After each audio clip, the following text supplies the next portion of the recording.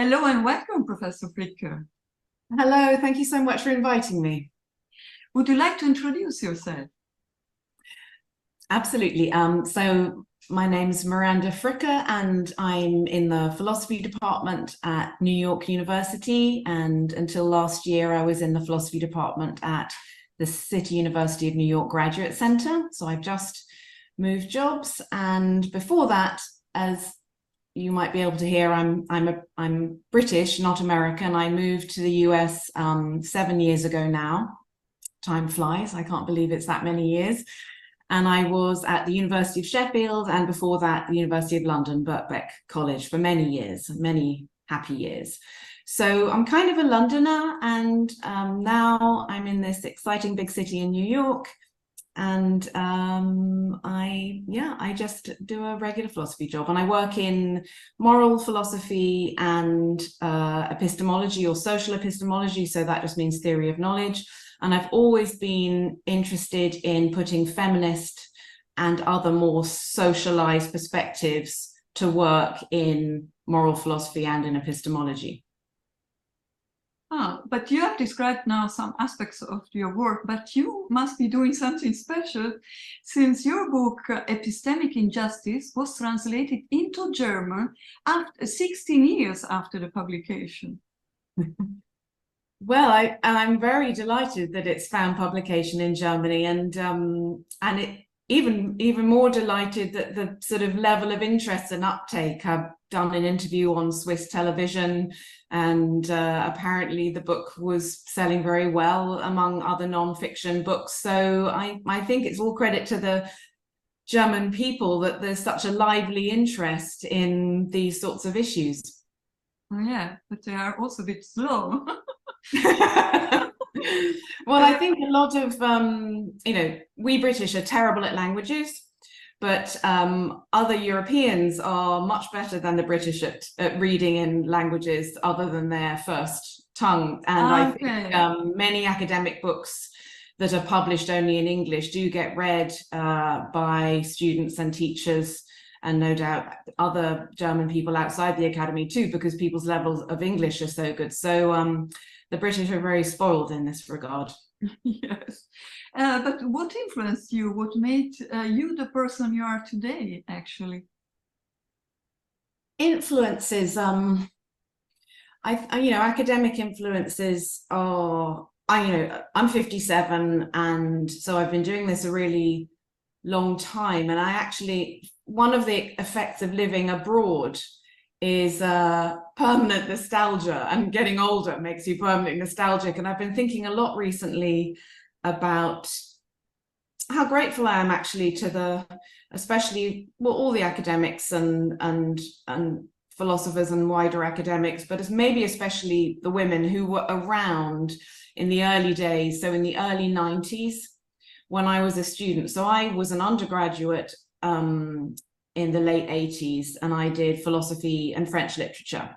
And in a sort of way, writing about literature was always the main thing I liked doing, but I sort of liked doing two things: talking about novels and poems and letting my imagination go and taking an interest in the form of texts, and arguing. And philosophy, I kind of got into the arguing bit.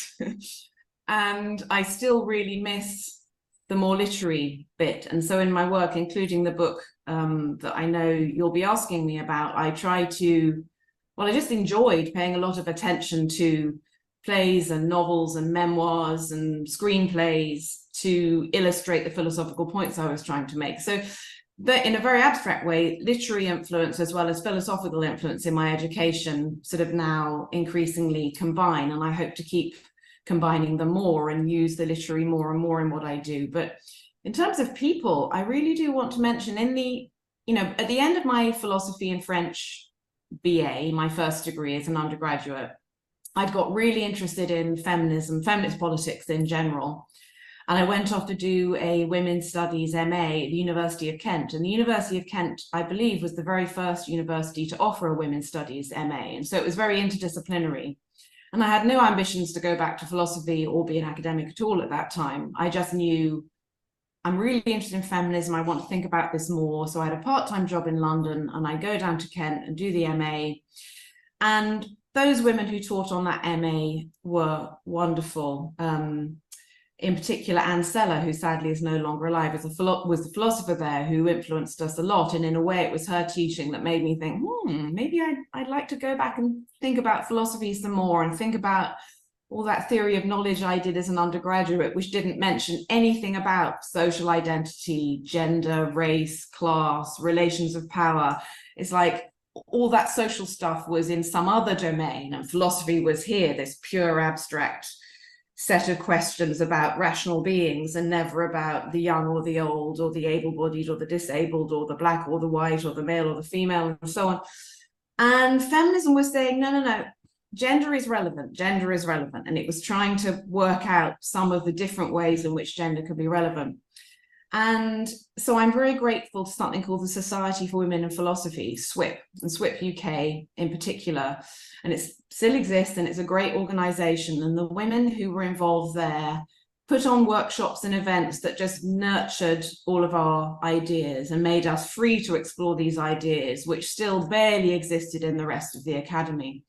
So if I was going to pick out one organization and set of individuals who I look back and I think, hats off for the independence of mind and the commitment and the interesting thinking and the commitment to us, the commitment to the young women coming through who had a nascent interest in these things and a desire to try and make sense of it and work with it.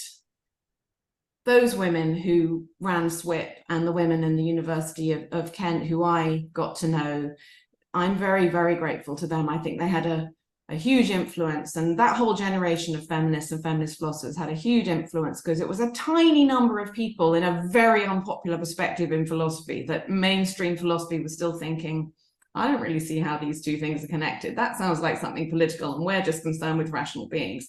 But these women were saying, no, there's something here. And so I thank them for somehow nurturing us. And that's a really long time ago now. And many other people have done a lot since then. But I would just like to pick out that particular organization, which, as I say, is still alive and kicking and doing great work now across many different countries. So I mentioned SWIP UK, Society for Women in Philosophy UK, but there's I'm involved in the Society of Women in Philosophy in New York, and they're all over the US and in other countries too, in Mexico and elsewhere. So it's a really great organization for just nurturing new ideas, nurturing women in philosophy full stop, no matter what they work on, but also nurturing feminist ideas in particular. Oh, great. And what do you enjoy most about working in philosophy now? So teaching or writing, thinking? Yeah, that's an interesting question. I think, honestly, I've just had some sabbatical, which is wonderful and a great privilege. And I was looking forward to it for 6 years and thinking, hooray, I'm going to have sabbatical. And it has been wonderful.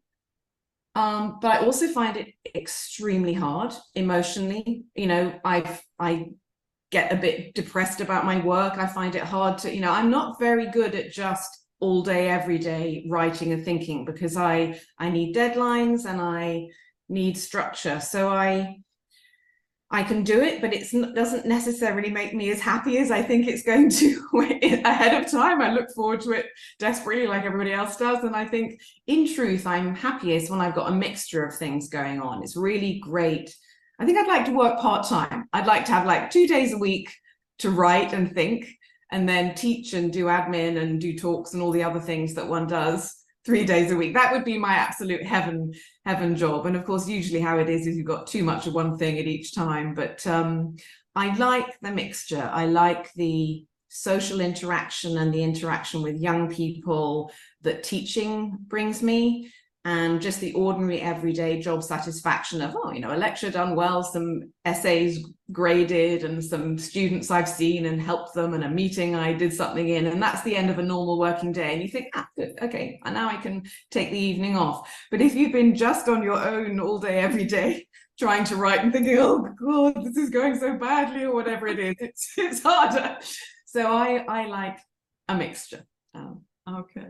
And how is life for a philosopher in New York? Oh, well, it's great. I mean, you know, New York, well, it's been very strange through the years of COVID and pandemic, as it has been throughout the world, very strange years. But, you know, I do really love big, exciting cities. I loved being in London when I lived there for many years. And I love that context of pursuing intellectual life and working in the academy, but in the midst of a big, busy city. So I love that about New York. And it amazes me that I can, you know, hop on a subway and go 3 stops and go out on Broadway, or, you know, better off Broadway. Broadway's really expensive. But anyway, off Broadway, there's theatre, there's jazz, there's music, there's cafes and restaurants, all the kind of obvious things about New York. I do really love and enjoy and feel like, yay, you know, this is fun. And then you know, there are pressures of being in a city. I think cities are also very expensive and difficult, and to get from A to B is always kind of hard work. And New York, much more than London and much more than Berlin, which I know a little too, is a place which feels like, you know, the public spaces feel like they never bothered to finish them. Like the subway, you know, it still looks like a building site, but it functions, you know, so you have to kind of get into that aesthetic. But, you know, it's very exciting and great fun, and I'm really, really enjoying life being here. And what are you working on now? I'm working on sort of 2 projects simultaneously most recently, but the main project is a book on blaming and forgiving, which, you know, I've sort of had on the go a long time writing papers, and now I think that's why I was finding my sabbatical difficulties, because you go back to older work and you think, oh, this is sort of ready to go. And then when you really try and transform a chapter that you wrote 5 years ago into 2 book chapters, there's just something very hard about that process that I find. But I love the material. I love thinking about what are we doing when we blame each other for wrongdoing? You know, some people think we'd be better off without blaming each other at all. Some people think that blaming another person is intrinsically retributive, so that if you do something bad to me, let's imagine, Clara, I'm sure you never would, maybe you've lied to me last week and I discover that you've lied to me, and I blame you for it, and I express my blame to you, and I say, how could you wrong me in that way, Clara? And perhaps I'm angry, and perhaps this is making you feel bad. Some people think that when I do that, I am necessarily punishing you, trying to make you feel pain or harm you for the harm you've done to me. Now, so it's basically always a kind of measured revenge. If I thought that's what interpersonal blaming was necessarily like, I would think we should try to stop doing it, because I don't really believe in the moral value or social value of pain for pain revenge exchanges, even when they are measured and proportionate, whatever proportionate would be. What I believe is a worthwhile form of blame, what I think blame sometimes is and could always be, if we could rein our vengeful feelings in a little more, is an attempt at communicating that you've wronged me and how you've wronged me. So I might remonstrate with you, and I might be angry and hostile. I might say, Clara, how could you do that to me?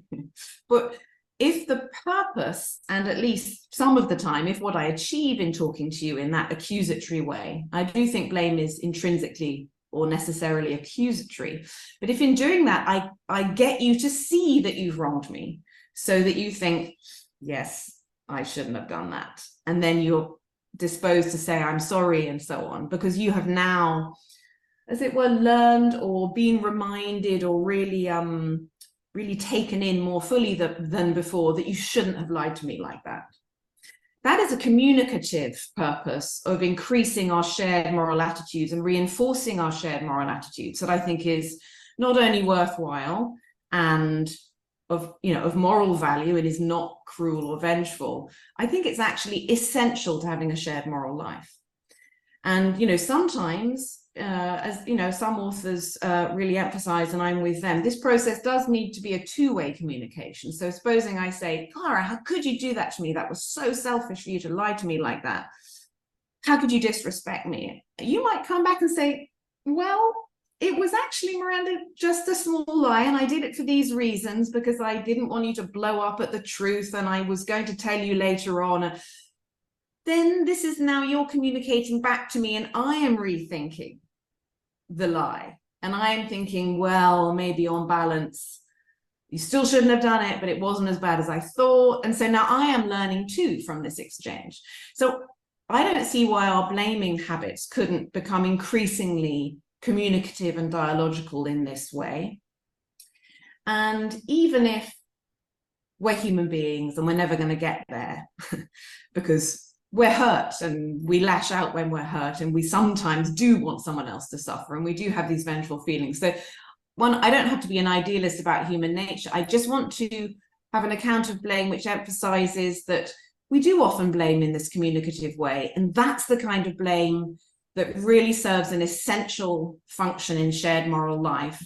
We bring each other to share our moral reasons more, and we should try and do more of that and less of the other things, less of the vengeful thing. That would be enough for me. And then it's also about forgiveness, but perhaps I've talked enough about that already, but I'm happy to tell you something about the forgiveness aspect of the book if you would like at any point. Oh, yes. Okay. You can maybe with the next questions you can intertwine. Yeah. Okay. We did. Yeah, I'm looking forward about this blaming. You know, I have a daughter, and daughter mother is going through this quite often. Okay. Yeah. But now we stay on your story. You did your PhD at the legendary Oxford. Has Oxford enabled you to do things you could not have done elsewhere? That's a good question. In a sense, the answer must be yes, because it's a very prestigious institution, and I will have no doubt benefited from all those things. And so, yes, obviously, but in ways that are difficult for me to track. But looking from the outside, yes, of course, an institution like that must help you. From the inside, I'm immensely grateful for what it gave me. I was an undergraduate there. Then I went to the University of Kent, as I mentioned, for an MA. And then I didn't actually want or plan to go back to Oxford to do a PhD or DPhil, as it's called there, because I'd already been there and I was now living in London, and I sort of wanted somewhere a bit more neutral and somewhere I perceived to be a bit more sort of up to date, I suppose. And it wasn't the plan. But I did know exactly what I wanted to write on for my doctoral dissertation. And it turned out that just Oxford was wonderful for me for that, because of the presence of a particular philosopher in the first instance, namely Sabina Lovibond, who is now retired, but who was absolutely wonderful and was writing absolutely at the forefront, I felt, of feminist philosophy at the time. She also was an ancient philosopher and ethicist, but she had this feminist work. And I started reading her work actually at the suggestion of a feminist philosopher at UCL in London, Sarah Richmond, who worked in feminist philosophy, but more French feminist and psychoanalytic thought, which wasn't where I wanted to go. And she said, I think maybe you should apply to go back to Oxford because Sabina Lovibond's there. And she was absolutely right, and it was fantastic. And I'm so grateful to Sabina for her supervision all through my dissertation. And then I had a second stroke of luck, which was, I think, maybe my second year or something. I didn't actually have any funding in my first year. So I was working part-time in London, and I nearly didn't do a doctorate at all because I hadn't got funding. And I'm very grateful for my sister, Elizabeth Fricker, who's also a philosopher, recently retired, who she and her husband would put me up every week. I'd stay over at their house 2 or 3 nights a week, and they would pay me to babysit their son, Julian, who was tiny then, who is now also a philosopher. So I'm so grateful to Lizzie, and I'm so grateful to Sabina. And I'm also very grateful to my second supervisor, Bernard Williams, who, as I said, in my second year, I think Sabina must have gone on leave or something. So there's a question, who's going to supervise this person? And we didn't choose our own supervisors at that stage. So someone in the faculty of Oxford must have said, oh, who's going to supervise Fricker? Oh, Bernard Williams is now coming over from Berkeley half the year. Maybe he'd take her on. And he very kindly did, even though my project didn't seem to have anything much to do with his work. which seems funny now because I feel like everything I do is saturated with an interest in Bernard Williams. And so he started co-supervising me. So I had Sabine Lovibond and Bernard Williams, and, you know, and my sister's support throughout, who was philosopher at Oxford, and other philosophers there. Jennifer Hornsby was there, who was a wonderful philosopher, whose colleague I later became at Birkbeck, and she was always immensely supportive of feminist work in the University of Oxford. So somehow these women, these people and others, Oxford gave me a very great deal. It gave me these amazing supervisors, it gave me other kinds of support and friends that I made. So I'm very grateful to it, both intellectually, educationally, and personally, and I have many really fond memories of it. And how is it that feminism became so crucial? Feminism to me? Yeah.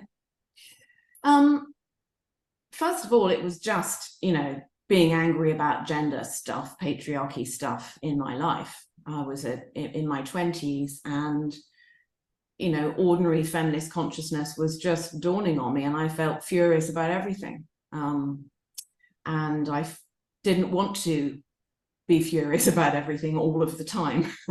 I wanted to try and understand gender. I wanted to understand these explicit and inexplicit power asymmetries that seemed to permeate everything, both personal and political and academic. You know, I was doing a subject in philosophy which had very, very, very few women in it.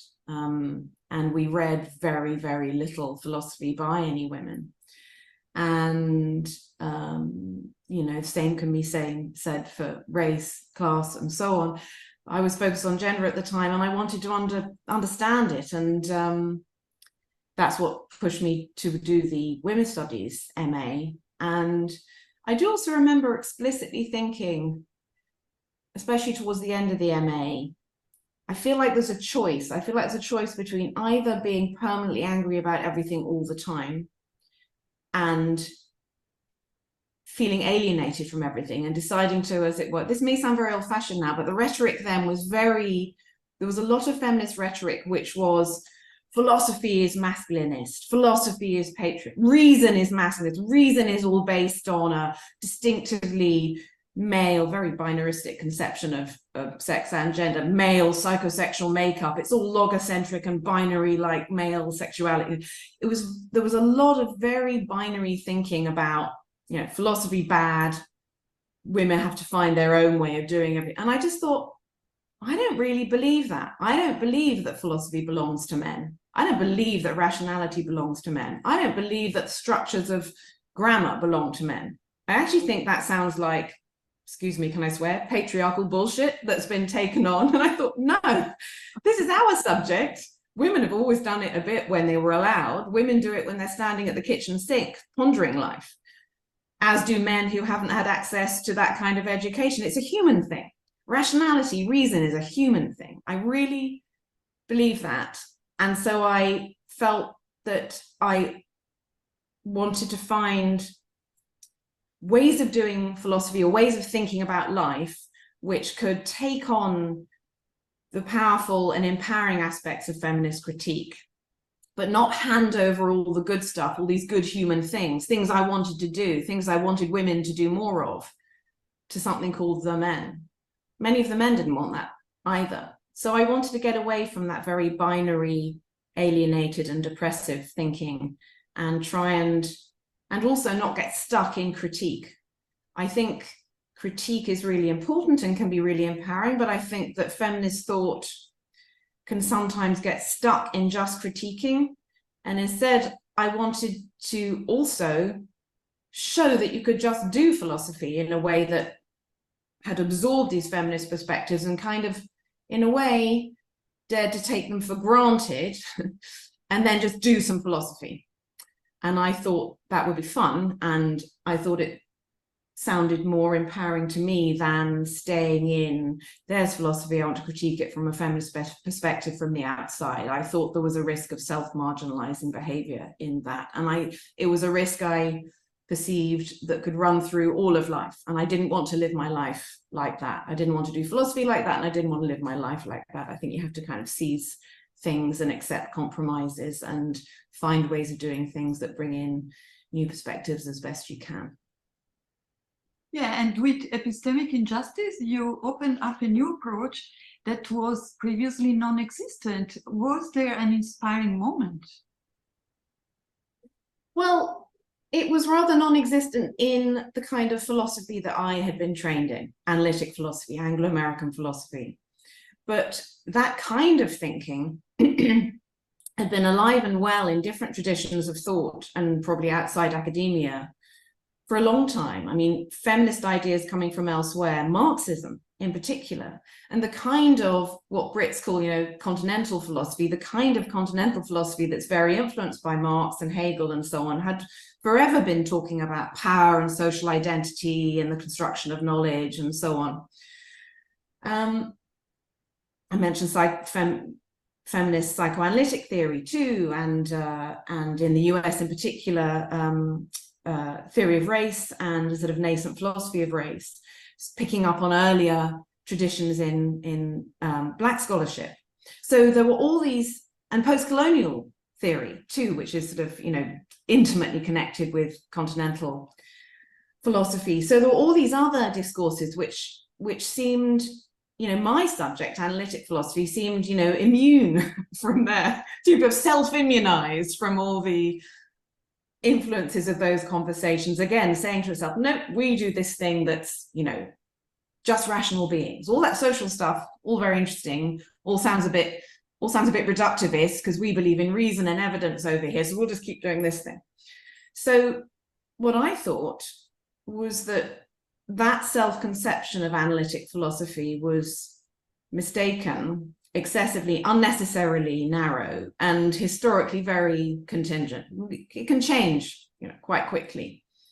And so I tried, this is one way of putting it. I mean, I could describe it in all sorts of different ways. And I always feel nervous about saying, here's what I did in that book, because you try to do different things in a book and there are different perspectives on it, different critical perspectives, as well as different, as it were, explanatory perspectives. But one of the things I tried to do was show analytic philosophy that even using its own tools, there was a conception of even the concept of knowledge, the very concept of knowledge. That's what analytic epistemology was obsessed with, defining the concept of knowledge, what it is for some knower, any knower, to know that P, some proposition, any proposition.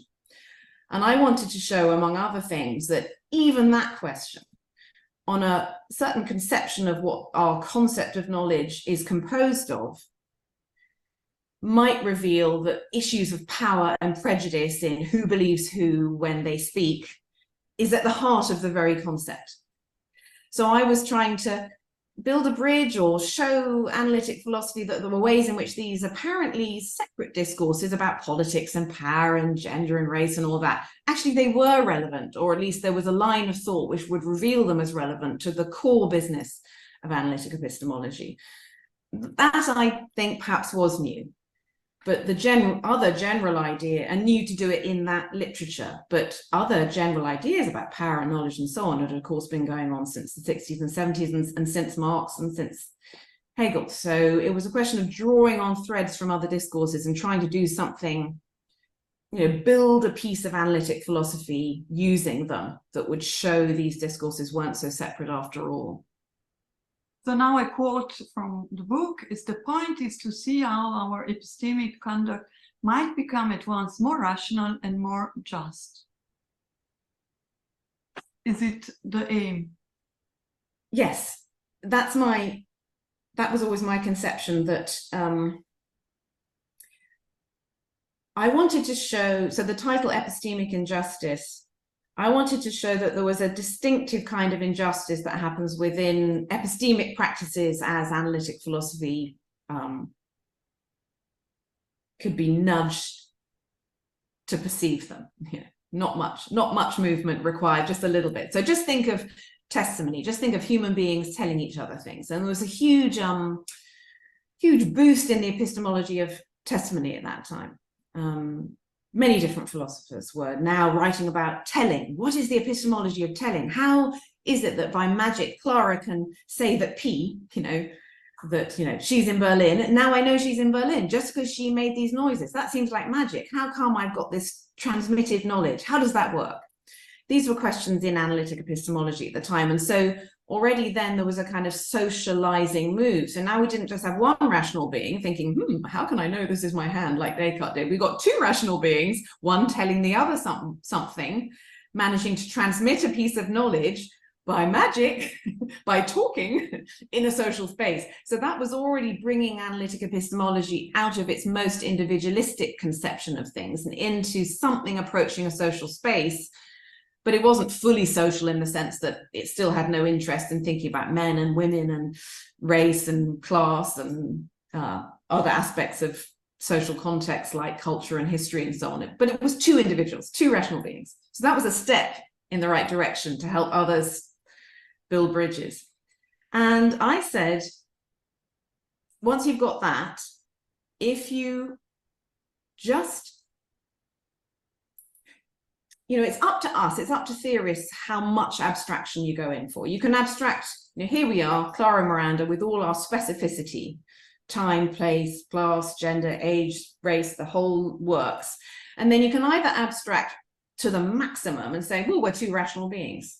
Yeah, we are. And maybe there are some questions that are well pitched at that level of abstraction, the maximal abstraction, the one that's typical of much analytic philosophy. But maybe we could just abstract a bit less, and go to something like social types, the level of abstraction that sociology tends to deal with, and a lot of continental philosophy will deal with. There we've got men and women and abled and disabled and black and white and Jewish and Hispanic and rich and poor and etc. So these are now social types. They're still abstraction, but not so maximally abstracted. There, perhaps a different set of analytic epistemological questions might come into view that before were being abstracted away from. You couldn't see it because, the whole thing was just an outline up here. But down here, we've got a little bit of color in our picture of us. Maybe there'll be questions that are genuinely epistemological questions about what happens when this person tells that person something. So this black woman tells this white, rich, educated man something. If there are prejudices in the air, as it were, he might not be in his beliefs. It might be just in, as it were, the airways in which they speak.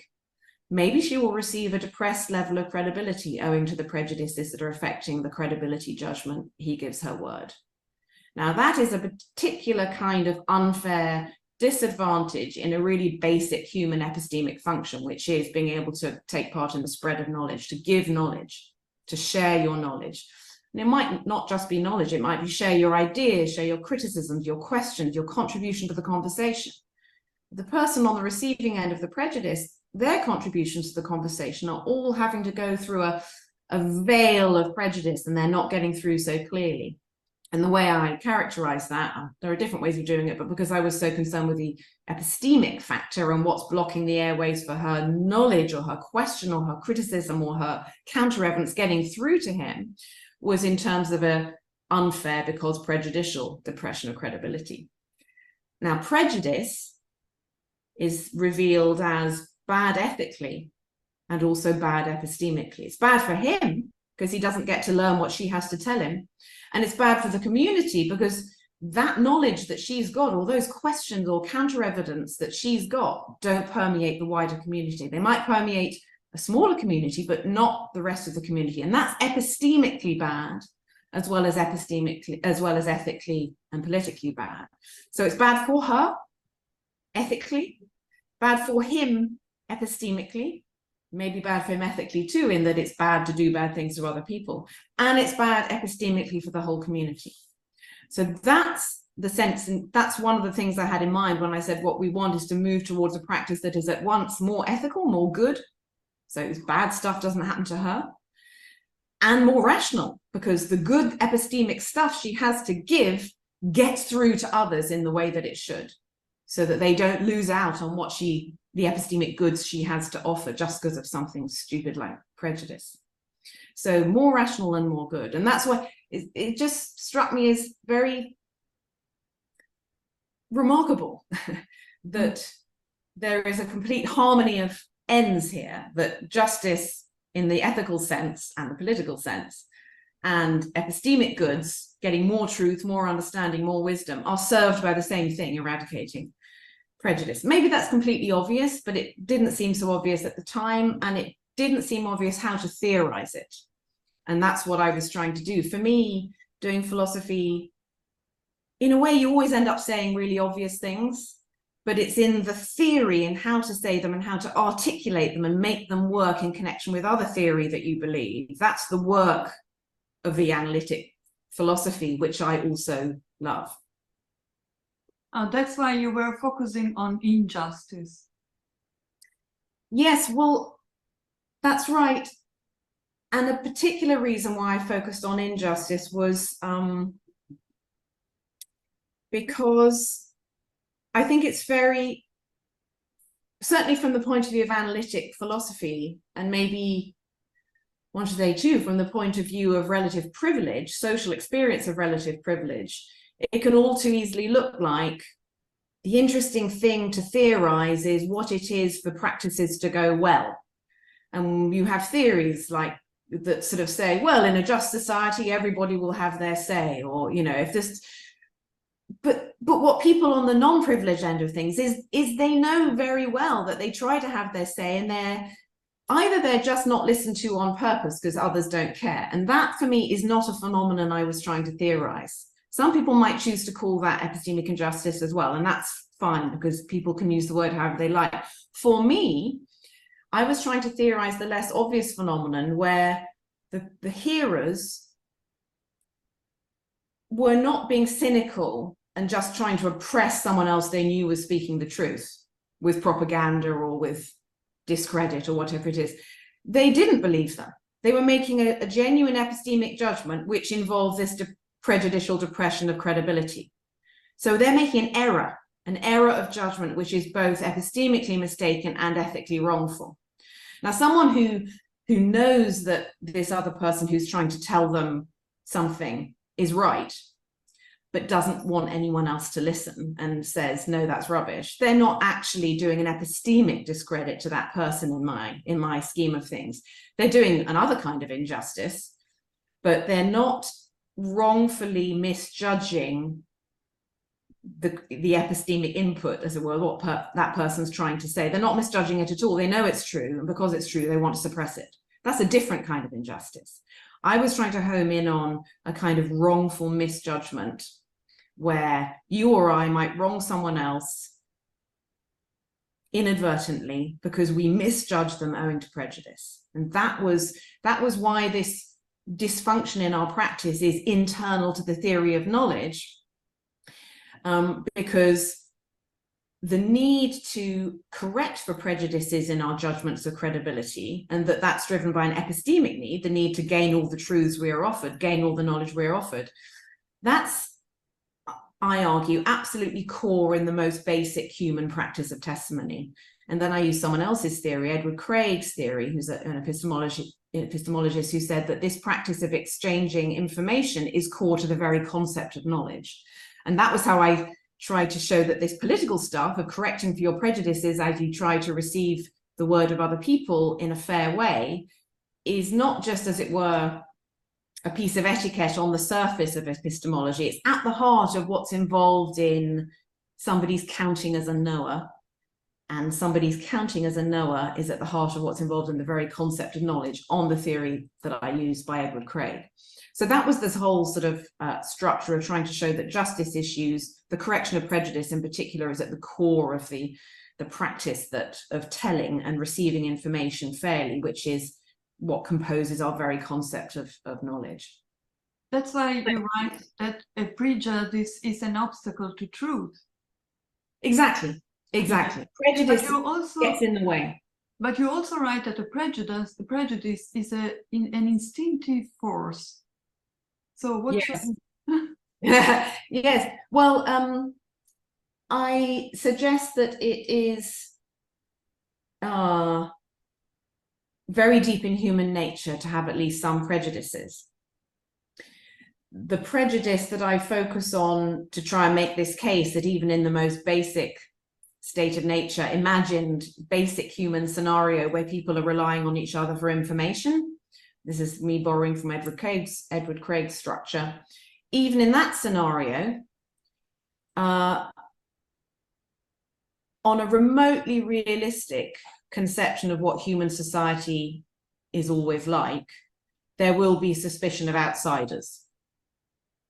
And, you know, that suspicion of outsiders will be partly well-grounded, maybe, but it will also be very likely to spill over into mere prejudice, that outsiders are trusted less than they should be.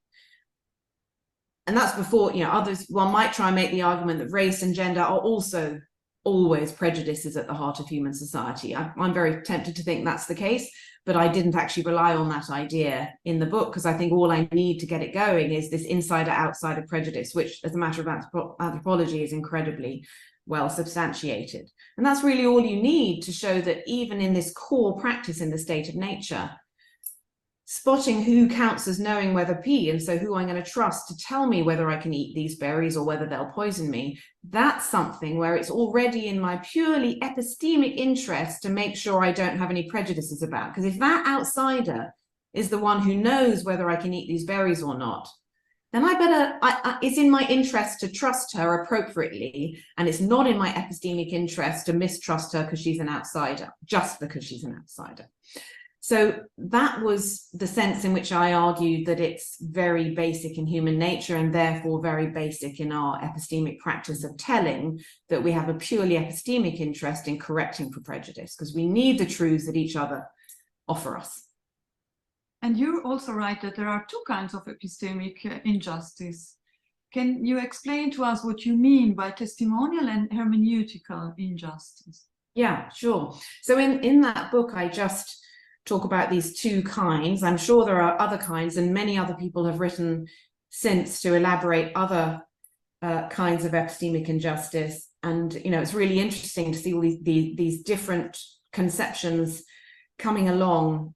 I tend to still think that there's two broad domains of epistemic injustices, and one concerns credibility, which is what I've been talking about already in connection with testimonial injustice, as I call it, which is when one person's, it's not really just the person's credibility, when one person's word receives a depressed level of credibility because of prejudice, that's testimonial injustice.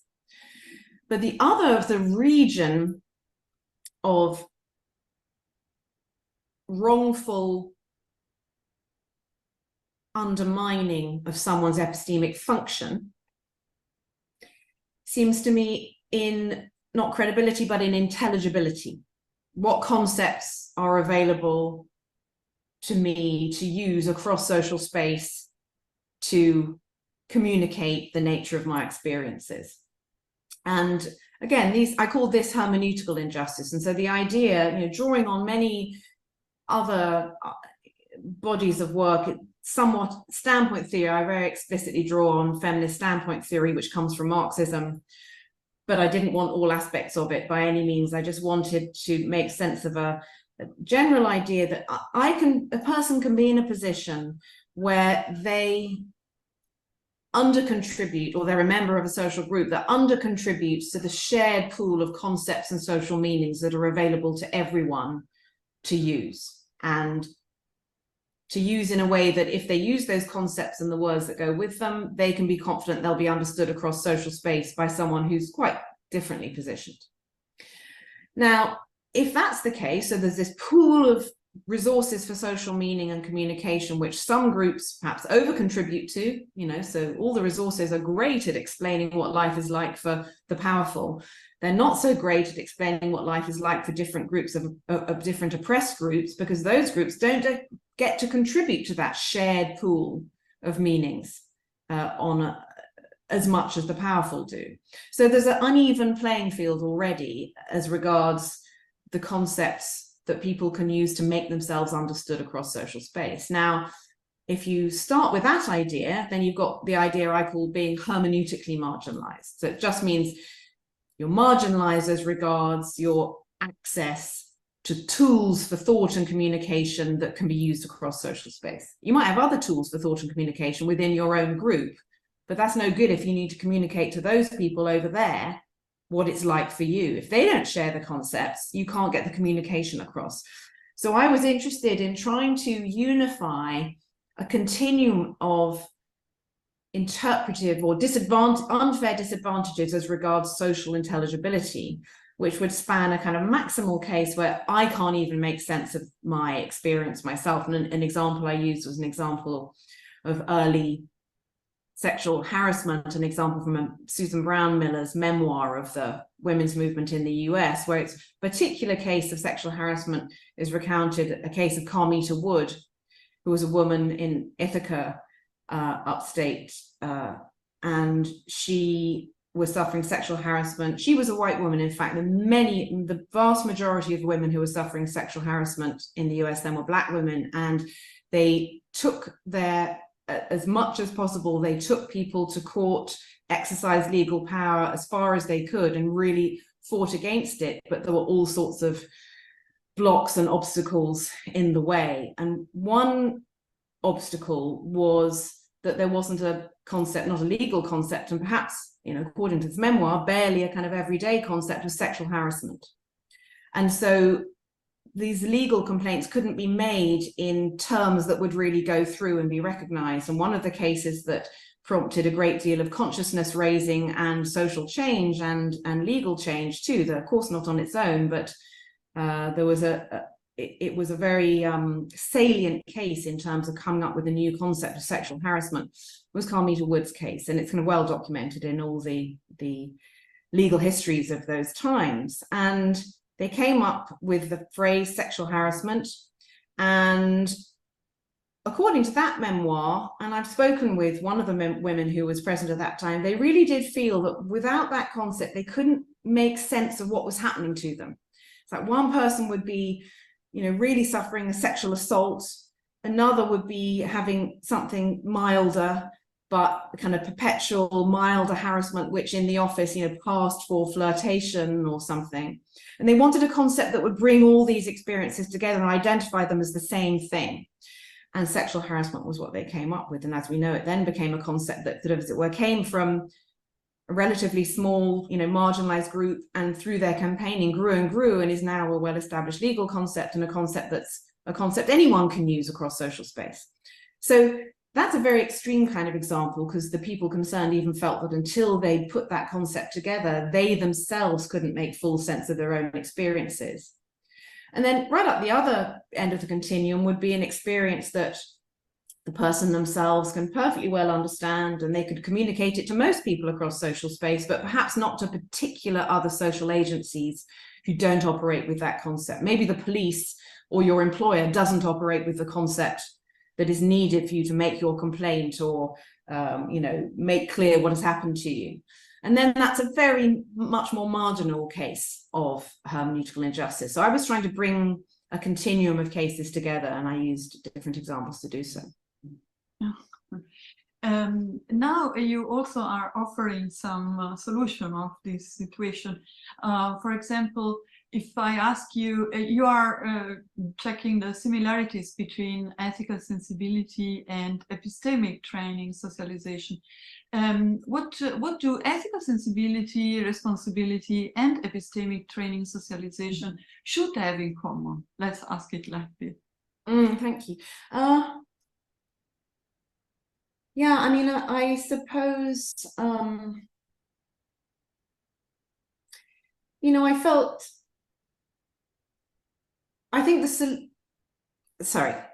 think your question is pitched at a level that I was operating at in that book. So thinking interpersonally.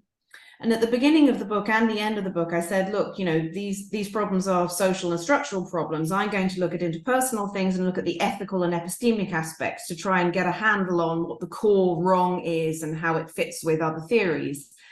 And maybe, this points to the need for a more political treatment at the level of institutions. And since over these past years, in a sort of sporadic way, I write a paper here or there on issues of epistemic injustice or justice, epistemic vices and virtues that are all about institutional procedure, which I think is going to be the main solution to these problems. But I do think that the interpersonal training, self-training and so on is still part of the picture, that our awareness of the prevalence of prejudice, the prevalence of implicit biases in how we judge each other is a help. And I think in some of the empirical literature on implicit bias and on prejudice, you get the results that suggest that awareness of it can help. And having it flagged up to you, perhaps before you, supposing you were on an interview panel interviewing people for a job, having it flagged up to you, within 24 hours before you do it, that you need to think positively about anti-prejudicial stereotypes and so on in your perception of your interviewees. I believe there's some evidence that shows that can make a difference. The trouble is there's also lots of evidence that shows that it doesn't, or that the effects wear off too quickly, or who knows what context it works in. So I think the science of how to counter prejudice is it's too soon to really draw any conclusions or rely on it.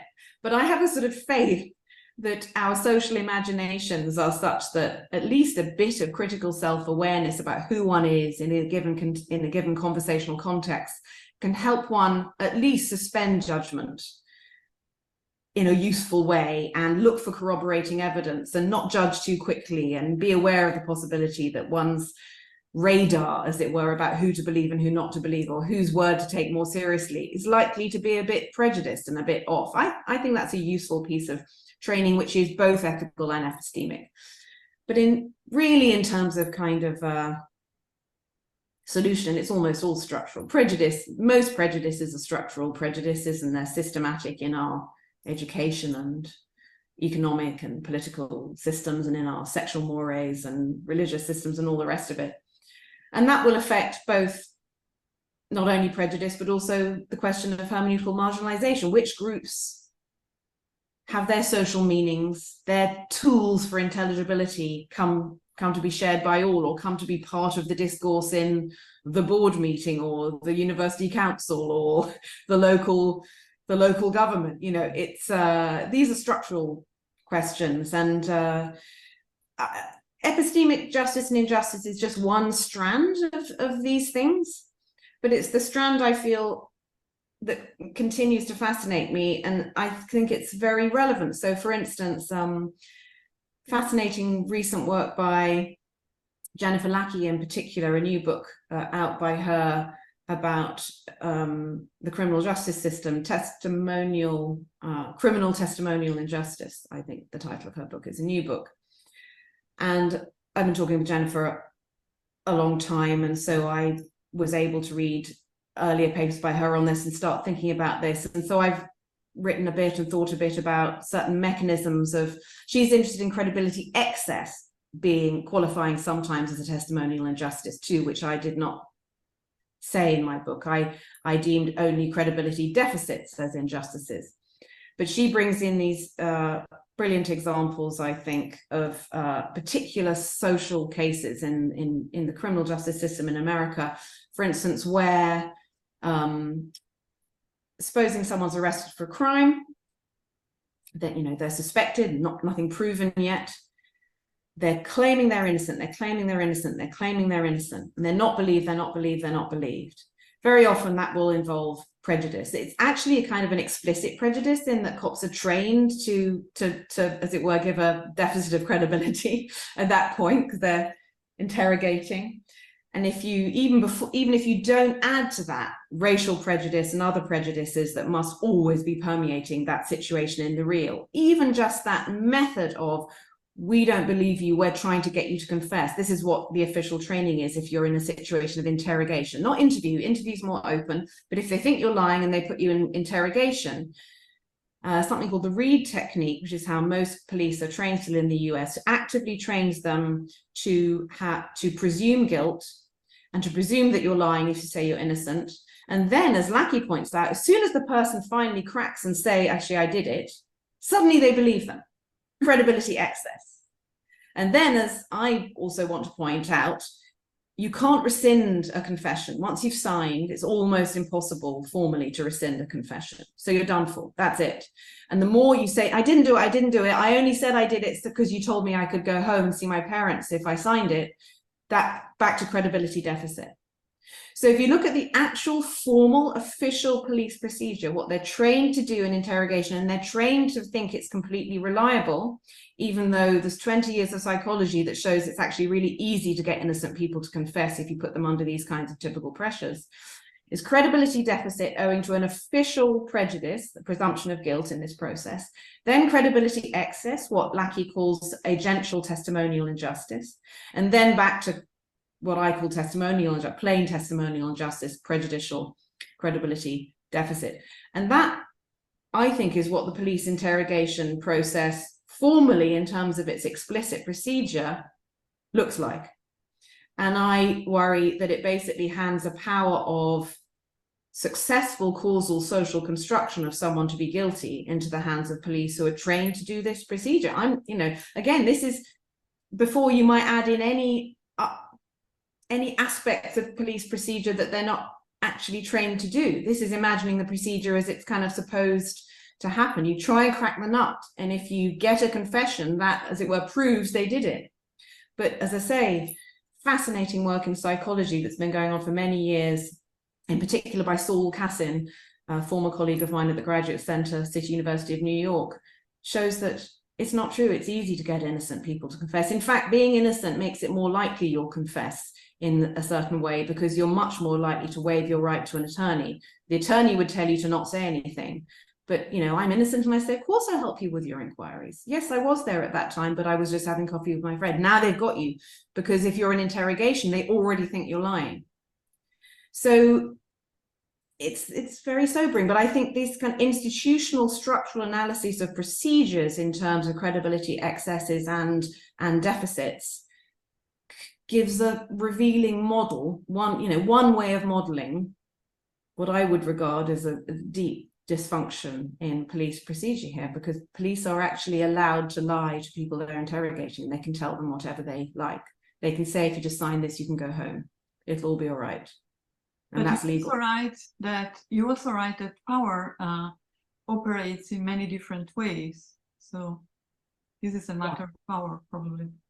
Yes, exactly. Institutionalized power incorporates certain sorts of epistemic powers and mechanisms as they are institutionalized to produce knowledge, which unfortunately often isn't knowledge at all. In the case, looking at the numbers of false confessions, which, goodness knows how many there are, because the ones that actually come to light are only those cases where often years after 20, 30 years of incarceration, finally a DNA test reveals that they couldn't have done it, and so they're exonerated. But DNA revelations are more or less, so far as I'm aware, one of the few ways someone can be exonerated. Another way would be that someone else confesses, which is what happened in the terrible case of the Central Park 5, the exonerated 5, as they're now rightly called. So who knows how many false confessions there are in the US? As I say, it's legal, entirely legal, and trained police procedure to lie to people in interrogation to try and get them to confess. Not so in the UK, not so in most European countries. But if we stay now on prejudice, can you tell us something about the personal differences and cultural historical settings behind the different applications, or even the intensity of epistemic justice? Just to make sure I understand, tell you something about the kinds of cultural differences, did you say? I'm not sure. Cultural historical settings and also personal differences, because of course prejudices are different in different culture. Yes. I mean, I'm not sure I've got much more to add, except to absolutely agree with you and say how much I would want to emphasize this cultural specificity of the different forms of prejudice and different strengths of different prejudices.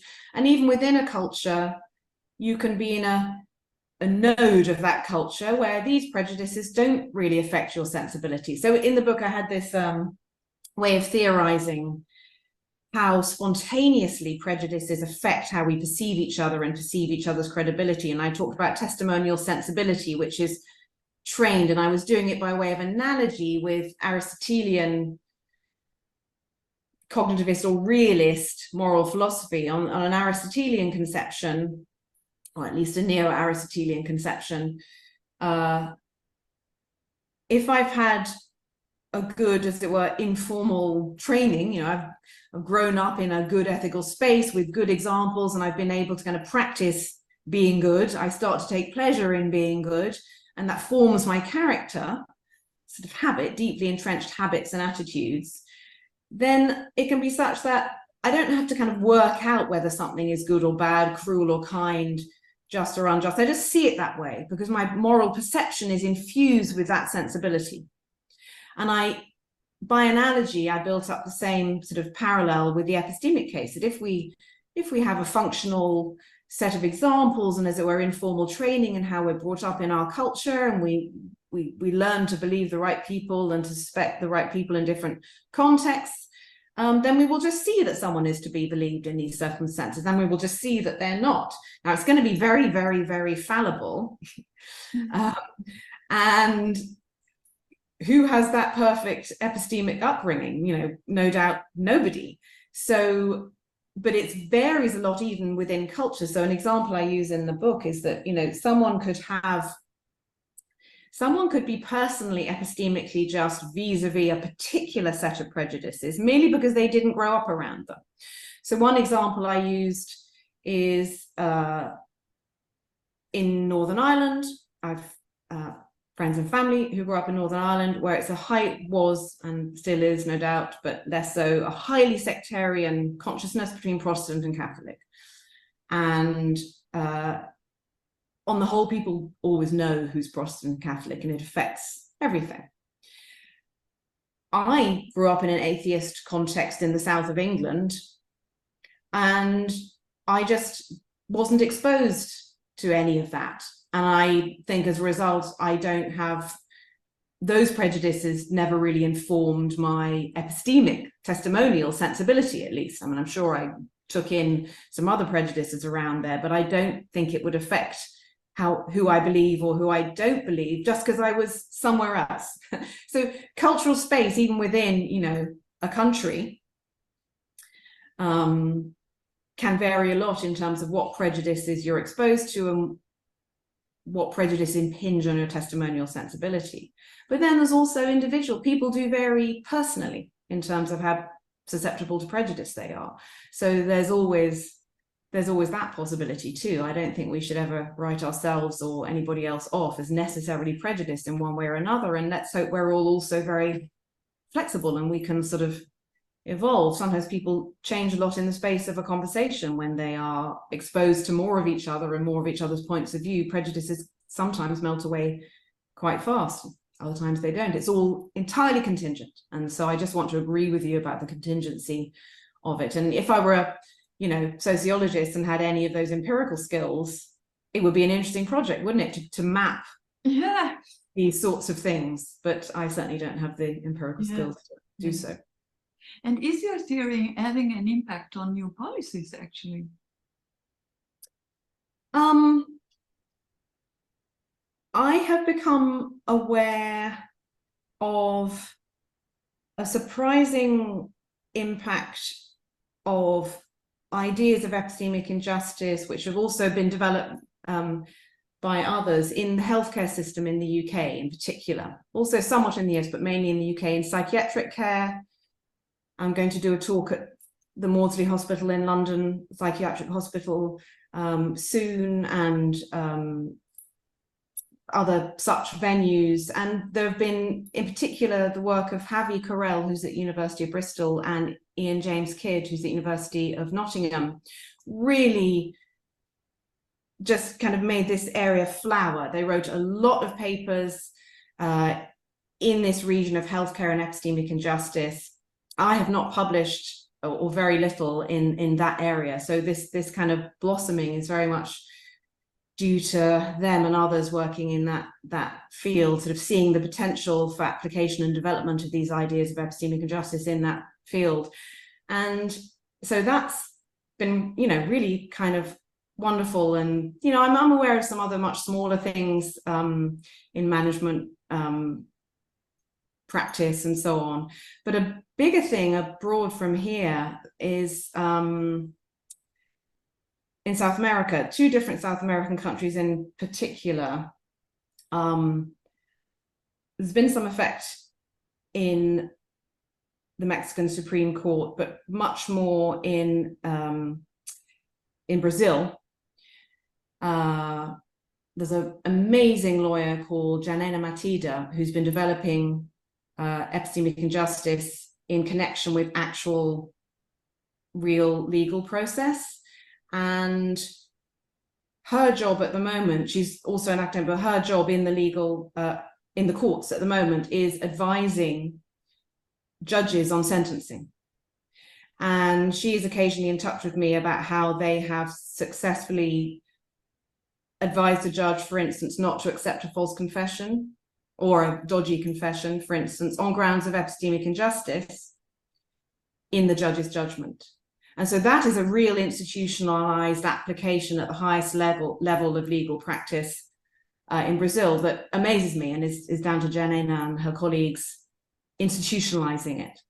So I've learned a huge amount from people like that about applicability in real institutional processes and real professional healthcare practical scenarios too. And there are some other contexts, but that's just two examples that I'm particularly I learned a lot from, and amazes me. I feel like people are taking it to new levels all the time and really making it work in practice for disadvantaged people who otherwise would have had their confession believed or go through legally, and it shouldn't.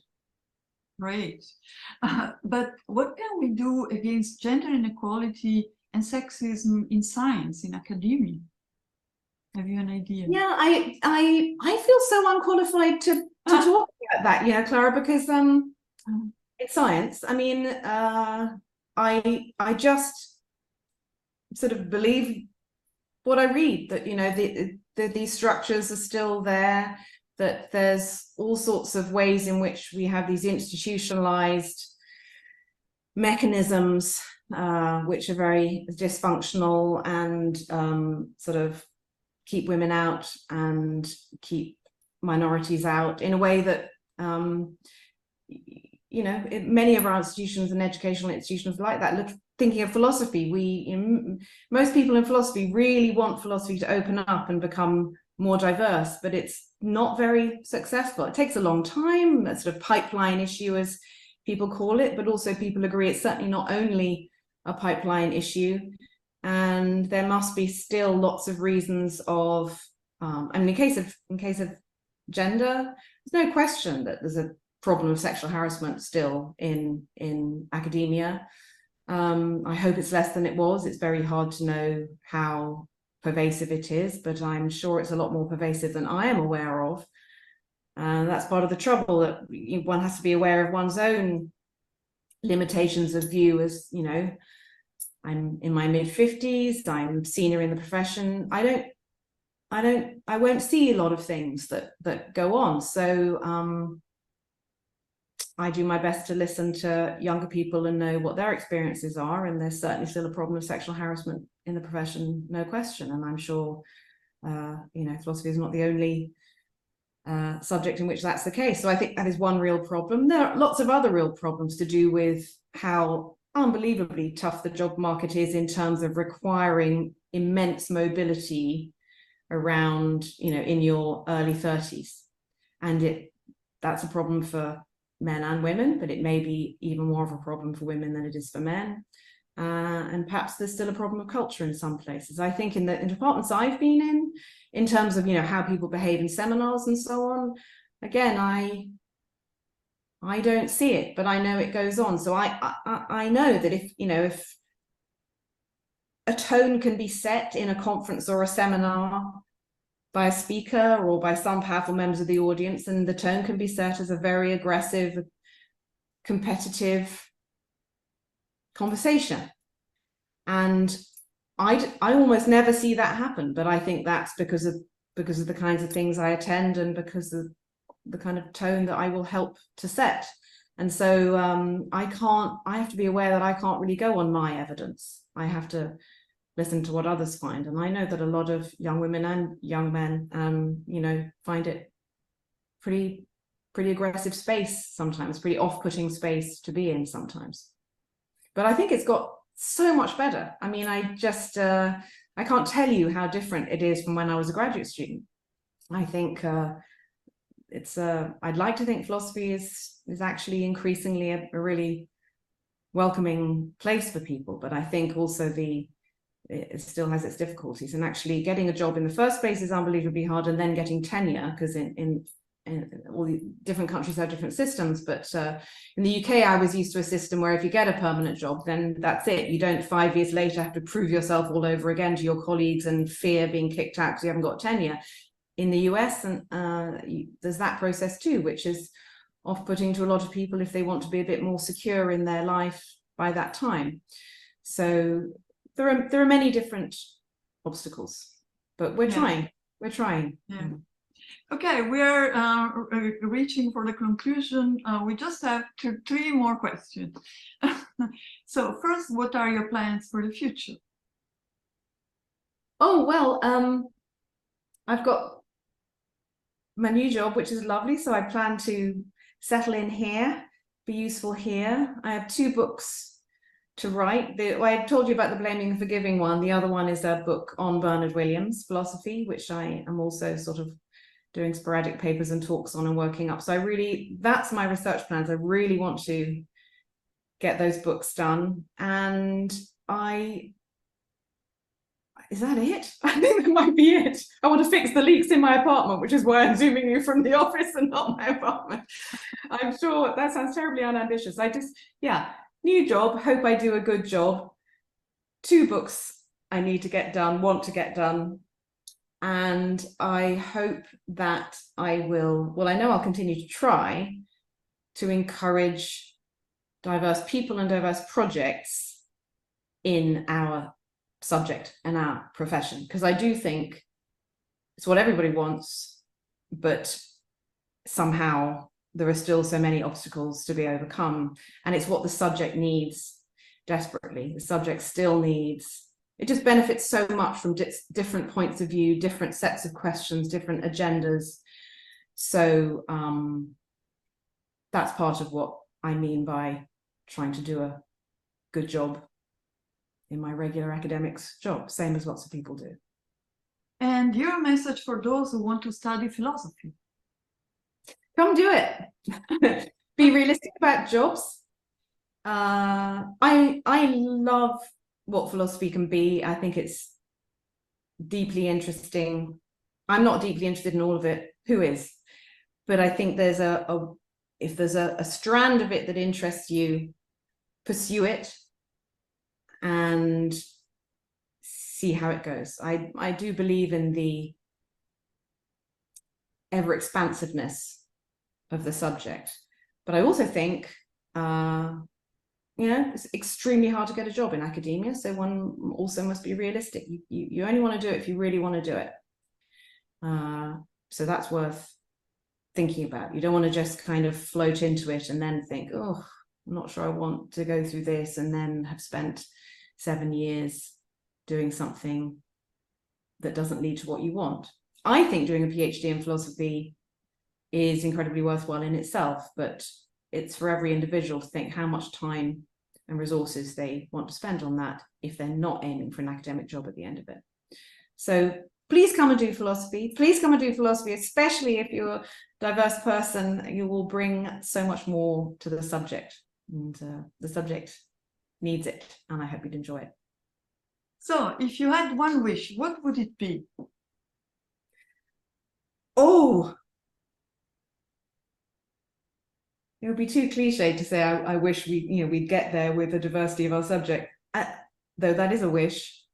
Can I go with that wish? That is my wish. Yes. That's what we've been talking about. That is my wish, that we will, philosophy, and it's not just philosophy, it's other subjects too, but philosophy will continue with increasing success to attract diverse people offer good jobs and stop exploiting adjuncts in the US.